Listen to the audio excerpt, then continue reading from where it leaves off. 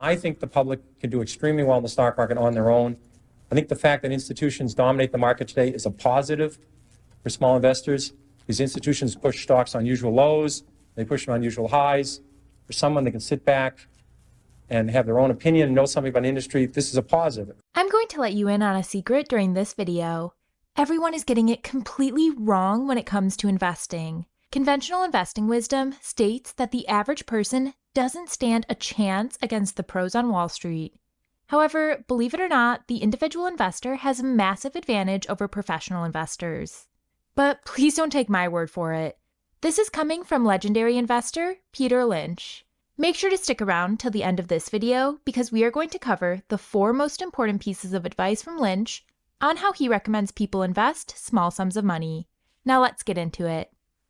I frankly think it's a tragedy in America that the small investor has been convinced by the media, the print media, the radio, the television media, that they don't have a chance. The big institutions with all their computers and all their degrees and all their money have all the edges, and it just isn't true at all. And when they're convinced, when this happens, when this occurs, people act accordingly. When they believe it, they buy stocks for a week, and they buy options, and they buy the Chile fund this week, and next week it's the Argentina fund, and they get results proportional to that kind of investing. And that's very bothersome. I think the public can do extremely well in the stock market on their own. I think the fact that institutions dominate the market today is a positive for small investors. These institutions push stocks on usual lows, they push them on usual highs. For someone, they can sit back and have their own opinion, know something about industry. This is a positive. It's not a negative. So that's what I want to talk about. And the single most important thing to me in the stock market for anyone is to know what you own. I'm amazed how many people own stocks.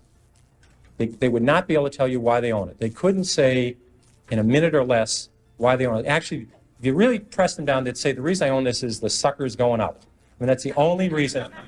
That's the only reason they own it. And if you can't explain, I'm serious, you can't explain to a 10-year-old in 2 minutes or less why you own a stock, you shouldn't own it. And that's true, I think, about 80% of people that own stocks. If you're an institutional investor and want to invest successfully, Peter Lynch has laid out 4 things you need to do. According to Lynch, the cardinal rule of investing is know what you own and why you own it. This means that if you own a stock, you should have a deep understanding of the company, its products, and what separates the business from competition. Additionally, you should be able to explain to a kid why you own the stock. I remember the first time I ever heard this advice from Lynch. I was a college student and had just finished his must-read book, One Up on Wall Street. In this book, Peter Lynch talked about how even professional investors often buy stocks without really understanding the business or being able to explain why it makes sense to own it. At first, I thought there was absolutely no way this could be true. Professional investors are some of the most intelligent, well-educated people on the planet. I believed professional investors could never do something so foolish. Well, then I joined the industry myself as one of those professional investors and saw for myself just how true Lynch's words were. For background, professional investors have their investment performance evaluated relative to an index, often the S&P 500. The S&P 500 index consists of the roughly 500 largest companies in the U.S. economy. The index is weighted based on the market cap of each company, with the larger market cap companies accounting for a larger percentage of the index. This means that the larger a company is, the more its stock performance drives returns for the entire index. Let's use NVIDIA as an example. NVIDIA has a market cap of $1 trillion and accounts for roughly 3% of the entire S&P 500 index. While that may not sound like a lot, one company making up 3% of the value of an index with 500 companies is truly massive. NVIDIA stock has been on a tear recently, up 200% over the past year, as of the making of this video. NVIDIA is a technology company known for designing and manufacturing graphics processing units. The average portfolio manager on Wall Street is likely in their 40s or 50s with a finance background. Put another way, they aren't geniuses when it comes to cutting-edge technology. If a professional fund manager followed Peter Lynch's advice of only investing in companies they understand, there is a good chance they wouldn't have owned NVIDIA stock. Investors in this professional fund would likely be upset at him for missing out on NVIDIA. Professional investors are human. They have a mortgage payment every month and bills to pay. They want to keep their job, and to do that, they have to keep their investors happy, which often results in professional investors owning stocks they don't understand and owning them for no reason other than to make themselves look better to current and potential investors in their fund. Thankfully, individual investors don't have this problem. The only investor they have to answer to is themselves. Simply following Lynch's rule of know what you own and why you own it will put you ahead of most Wall Street investors. The second tip from Peter Lynch on how to invest small amounts of money is to focus on smaller companies. During his time running the legendary Fidelity Magellan Fund, Lynch was able to generate an average annual return of nearly 30%. A big driver of these impressive returns was his ability to identify what he calls 10 baggers. 10 baggers are stocks that 10x in value, and according to Lynch, these are the holy grail when it comes to investing.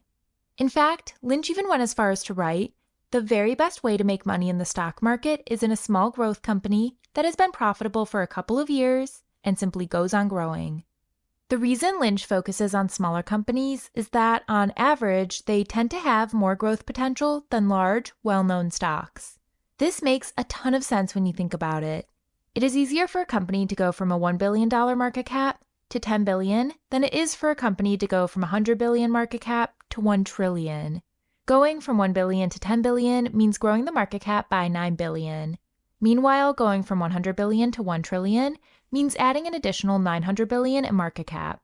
Once you understand this concept, it makes sense why Peter Lynch focuses on smaller companies. When Peter Lynch was investing, finding companies that met his criteria took weeks and weeks of going through thousands of pages of financial documents.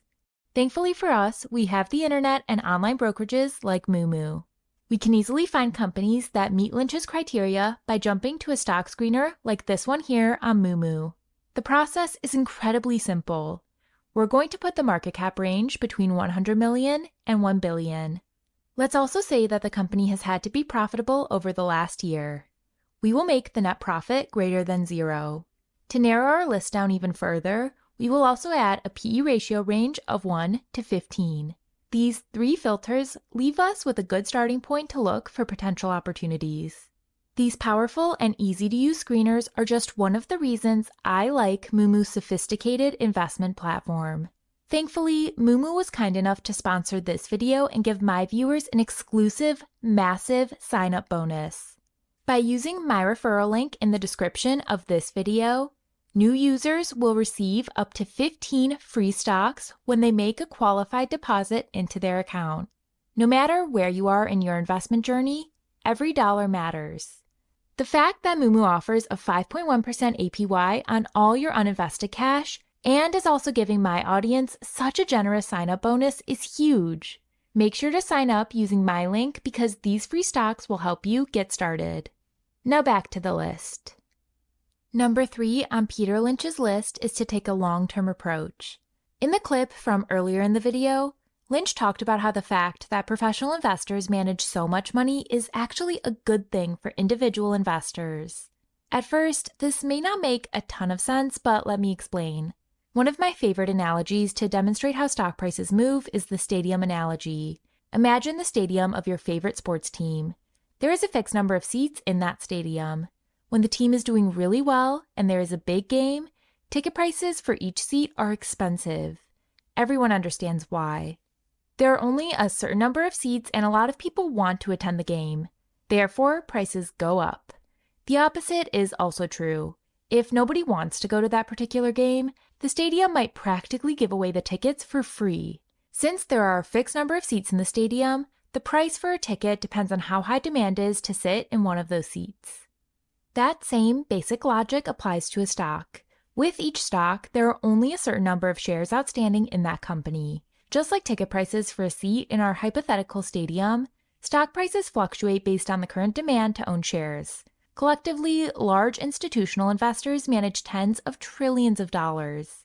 This can make for some wild swing in stock prices when institutional investors collectively decide to sell their hypothetical stadium tickets and rush for the exits.